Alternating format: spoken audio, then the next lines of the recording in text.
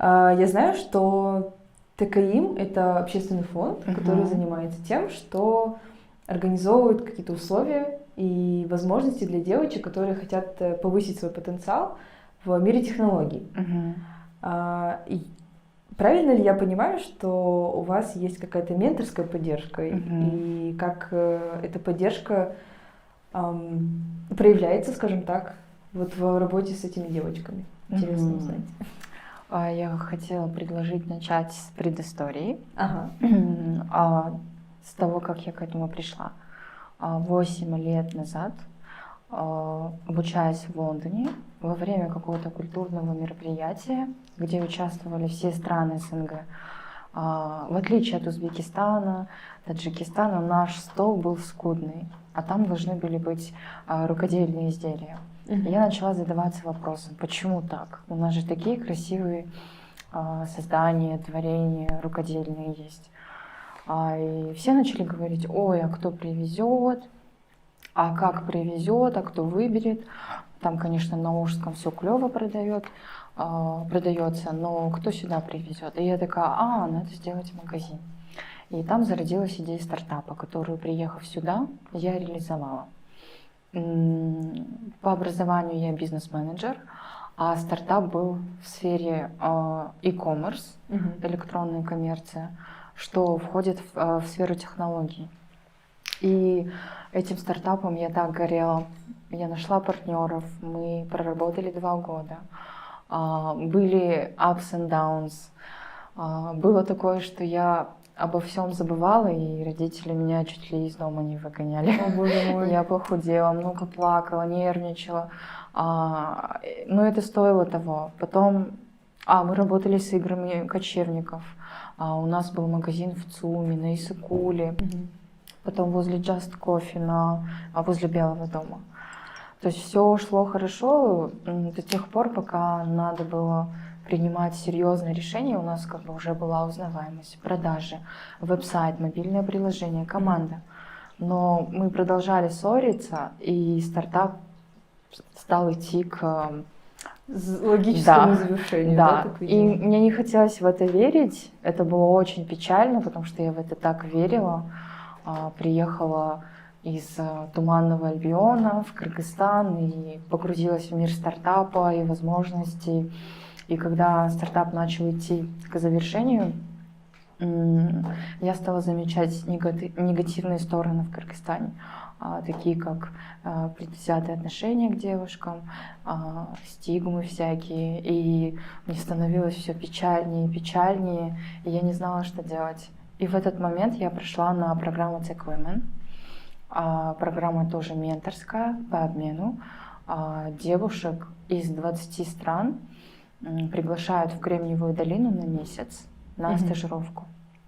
А ты в какой компании? Я попала в Salesforce. Классно.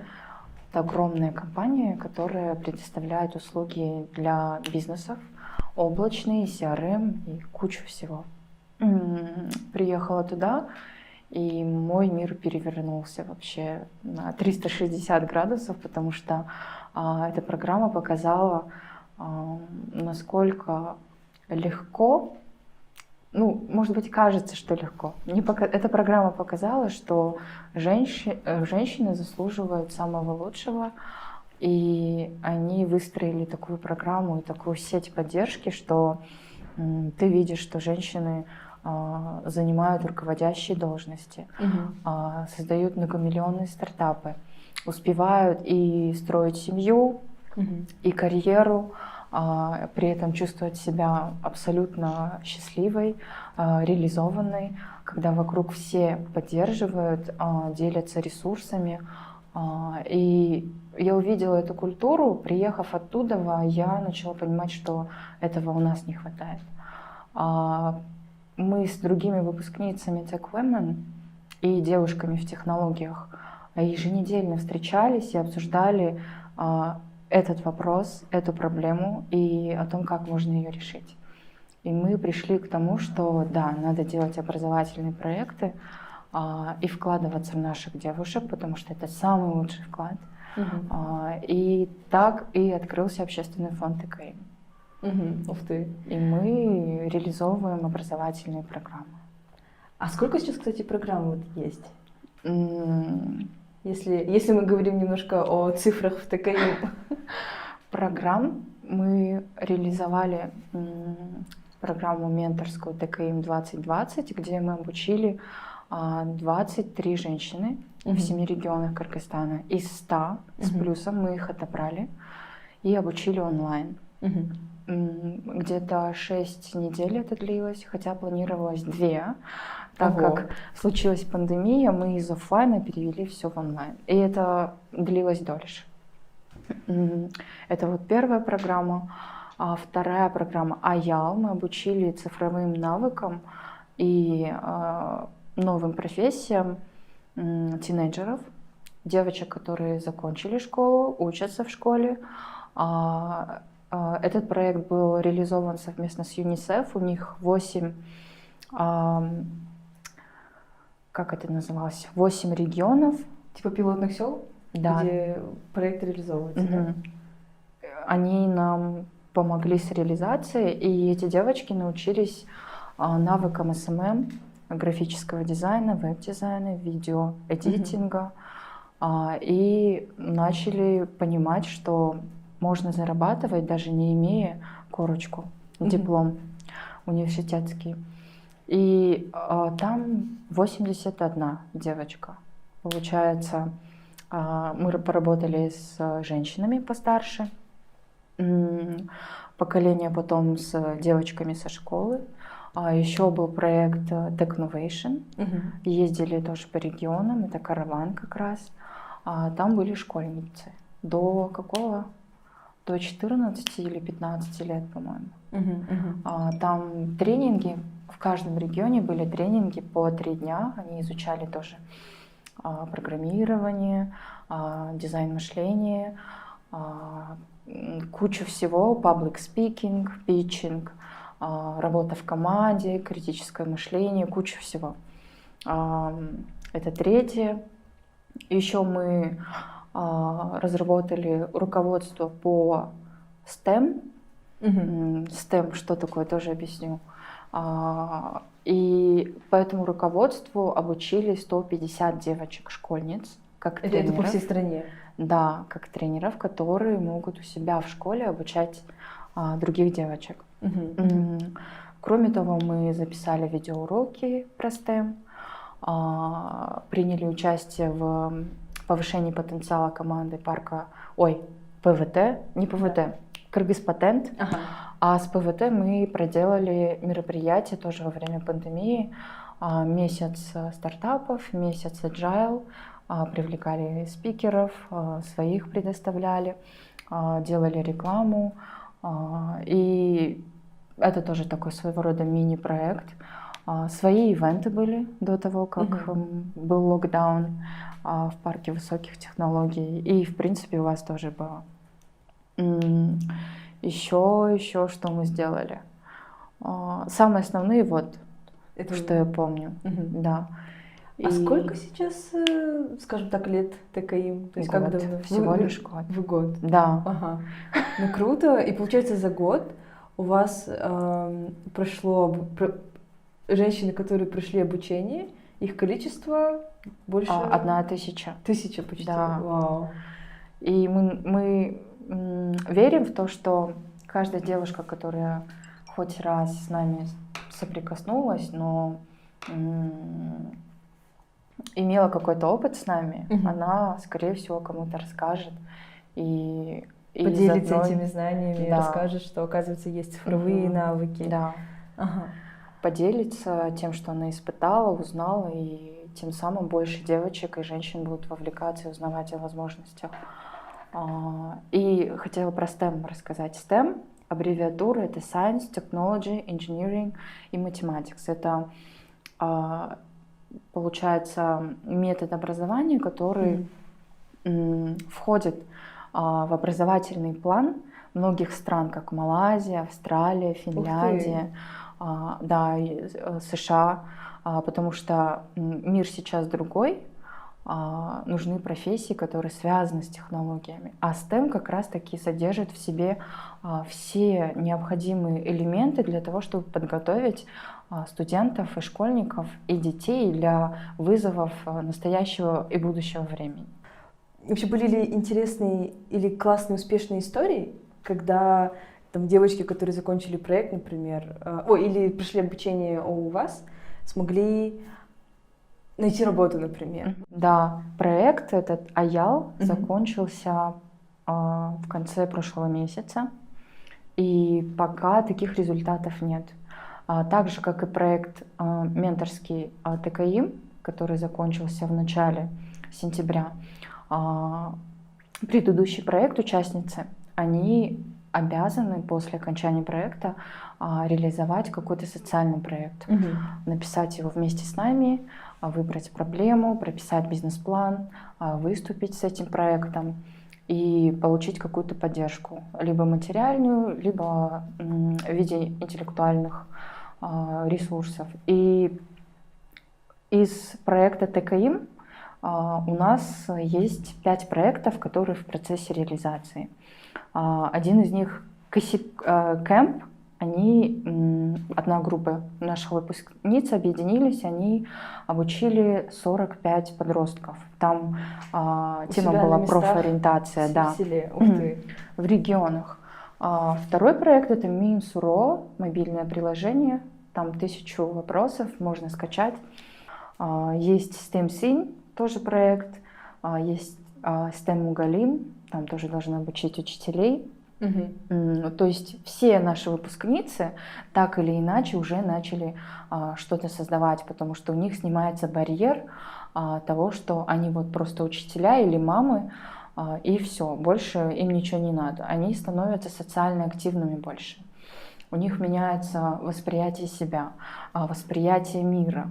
Они понимают, что, вау, мир настолько безграничен, мир настолько изобилен, что вот ты видишь проблему, хочешь ее решить, создается команда, появляются денежки, появляется поддержка, и все готовы улучшать этот мир. И они начинают сами в этом процессе, желая помочь другим, сами развиваться.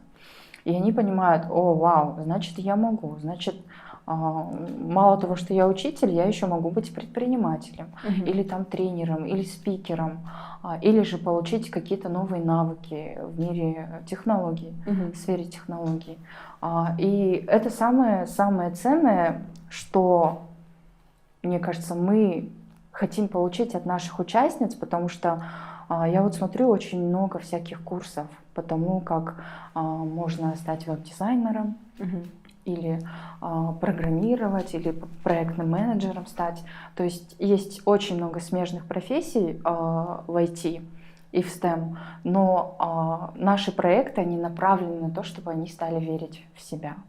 Сейчас же каждая почти сфера, она так или иначе переходит на такой этап, когда есть элемент технологий, да. И даже специалистам в каких-то, даже художникам, они могут стать цифровыми художниками, изучив какие-то программы и тем самым быть актуальным в данном мире. И у нас, видишь, нехватка знаний, информации, ролевых моделей для подрастающего поколения и для тех, кто уже устоялся и как бы стоит крепко на ногах, потому что они все-таки дают пример младшему поколению. Надо все-таки вести работу и со старшим, и с младшим.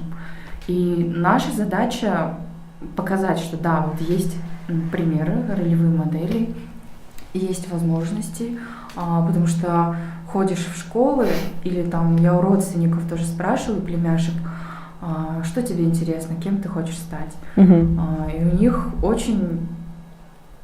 Они даже долго думают и не знают, кем они хотят стать, и не знают, что даже им интересно. Да, и у наших родителей такое мышление, что для того, чтобы хорошо зарабатывать, быть востребованным, актуальным, реализованным, нужно идти в универ. Нет, это не обязательно. Есть краткосрочные курсы там, от 1 недели до месяца-2.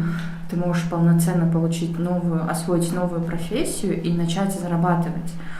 конечно, ты по ходу будешь что-то еще новое изучать, добавлять и менять направление.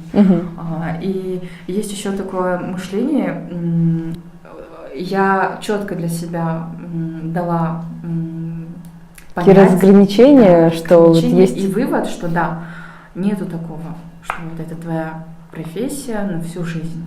Я пробую, и мне это нравится, и я хочу продолжать. Может, я еще что-то смежное найду и буду сочетать все свои сферы, да, потому что сейчас все пересекается между собой. Допустим, фотография мне помогает вести СММ, координировать СММ-командой и контролить визуал в ТКИ. И в то же время понимать, что работает, а что нет. Мой опыт в университете, бизнес-менеджмент, помогает мне понимать, как все это происходит в целом, как это можно организовать. Фотография, например, тоже меня очень сильно вдохновляет на то, чтобы я сама лично росла как личность, как человек. Не знаю пока, как это работает, но я стала лучше себя узнавать благодаря фотографии. И плюс это помогает работе. И я перестала себя ограничивать и давать, скажем так, себе тормоза. Если мне что-то нравится, то я иду и делаю. Вот классно. Это так облегчило мне процесс поиска. То есть это помогло тебе избавиться от страхов, например? Потому что я просто почему спрашиваю? У нас очень многие девушки, например, девочки думают, что у них недостаточно знаний для того, чтобы там идти в IT-сферу. Но опять-таки это из-за этих вот стереотипов. Но они страхи есть всегда, потому что мозг и наше подсознание не боятся нового. То есть выход из зоны комфорта — это всегда стресс. Но если ты знаешь, для чего ты выходишь из этой зоны, например, делать съемки в студии или там брать себе стажеров и быть тимлидом, или же сейчас я председатель, мне страхово. Но мы решили, что среди сооснователей и соучредителей ТКИ мы будем делать ротацию, чтобы каждый из нас знал, как ведется работа в фонде, понял, какие стоят задачи. Интересно. И брать такой вызов. Хоть и страшно, но мы помогаем друг другу расти. Внутри команды мы решили, что мы самый лучший пример того, как должна культура поддержки развиваться, и мы должны это сами культивировать и практиковать.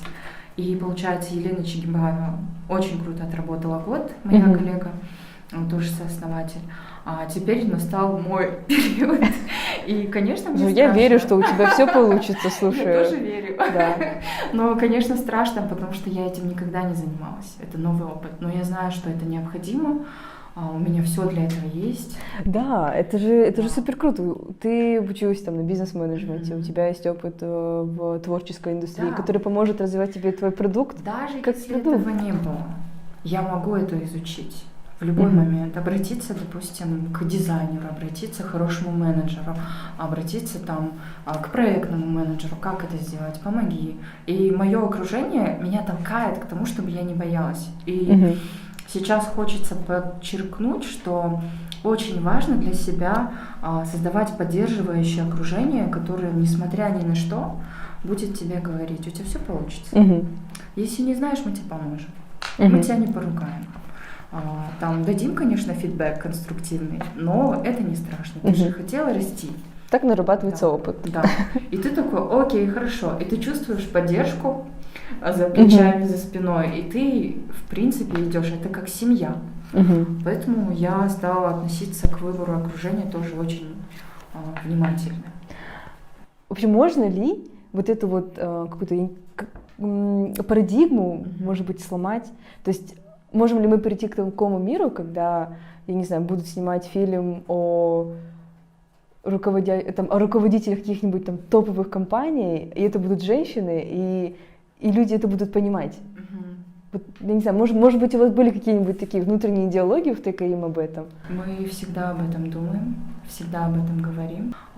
Так как исторически сложилось, что женщины менее представлены в целом во всех сферах нашей жизни, как в технологиях, экономике, в социальной сфере, политике, арт. Это надо менять, но не сразу.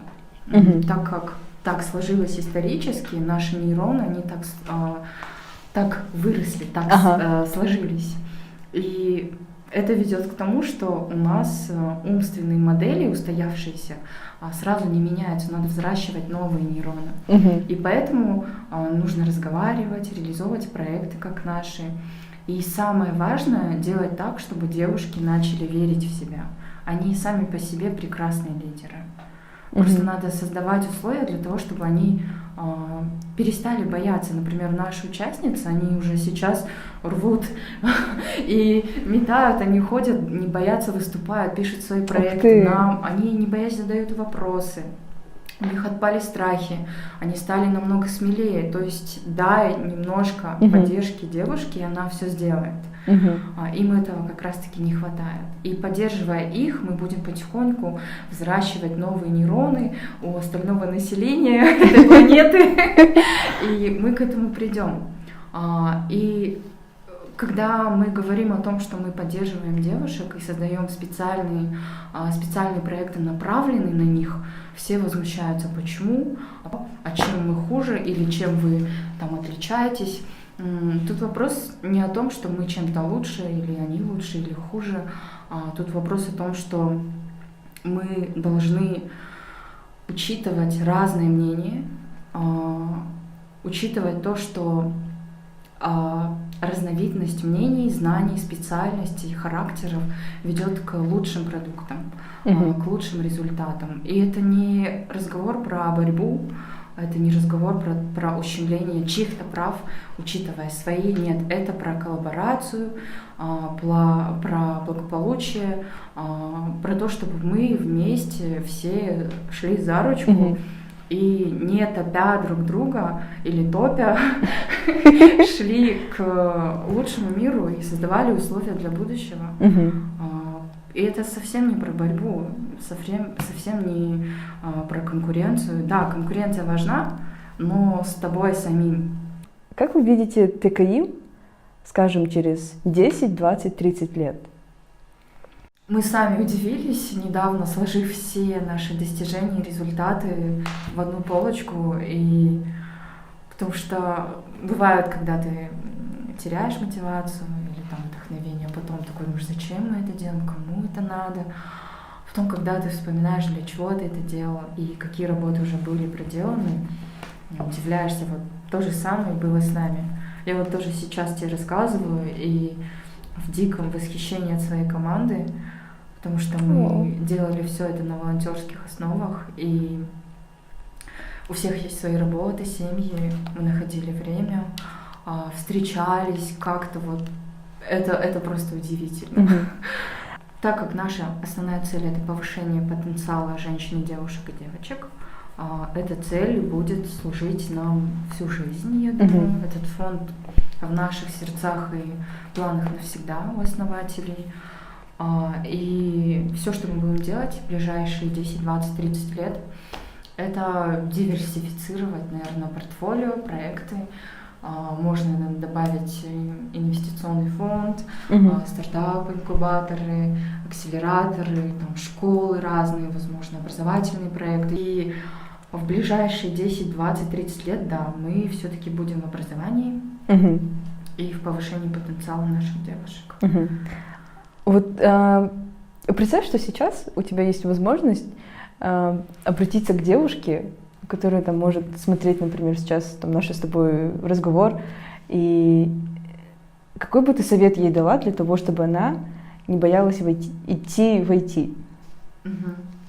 Хочется сказать, чтобы она знала, что она очень значима, что ее голос очень важен, что у нее есть место, и все ее интересы, желания, какие-то там мысли, они имеют место быть. Хоть они связаны со страхами или с чем-то возвышенным, это все часть тебя. И ты должна это слышать, исследовать, принимать и пробовать все то, что тебе интересно. И если какая-то сфера узкоспециализированная стала интересной, то можно в любой момент обратиться к нам. Мгм. Или к любой девушке, у которой это хорошо получается. Она может дать совет, направить, поменторить, подсказать, куда лучше идти. И несмотря на то, что родители, может быть, не поймут, не надо бояться, просто пробовать. И вокруг себя создавать окружение, которое тебя поддерживает, не токсичное. Окружение, которое готово поделиться своими ресурсами, рассказать, как лучше, повысить твою веру в себя и просто быть рядом. Мгм. Вот это окружение решает.